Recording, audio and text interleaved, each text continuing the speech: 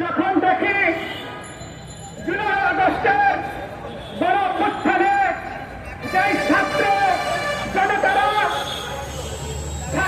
হাসিনাকে বিতরণের জন্য তার নীতি বহির্ভূত কর্মকাণ্ড থেকে অব্যাহতি দেওয়ার জন্য রাজপথে নেমেছিল, আহত হয়েছিল, জীবন দিয়েছিল, সেই সকল যোদ্ধারা যখন রাস্তায় নামে নিজের প্রাপ্ত অধিকার আদায়ের জন্য তখন লজ্জা লাগে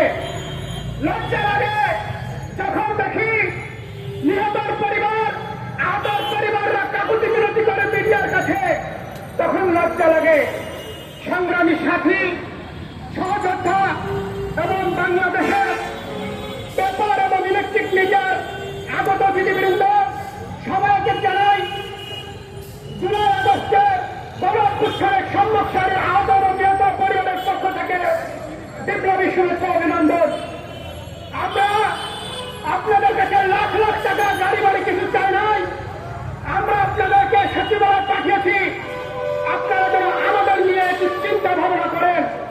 আমরা আপনাদেরকে সরকারে বসেছি যেন আমরা আমাদের যে সুযোগ সুবিধা এটা যেন পাইতে পারি।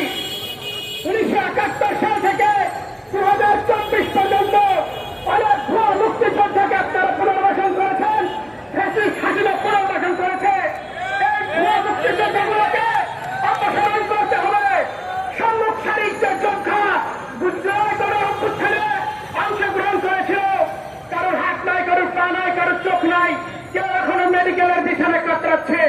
প্রায় দেখা যায় রাতের আধারে সন্ধ্যা নামলে তারা রাস্তায় নেমে পড়ে নিজের চিকিৎসার দাবিতে। কেন তারা তাদের দাবির জন্য রাস্তায় নেমে পড়ে? আপনাদেরকে লজ্জা হয় না? আপনাদের লজ্জা নাই, আপনাদের লজ্জা হওয়া উচিত। আমি আমার মিডিয়া ভাইদেরকে বলবো,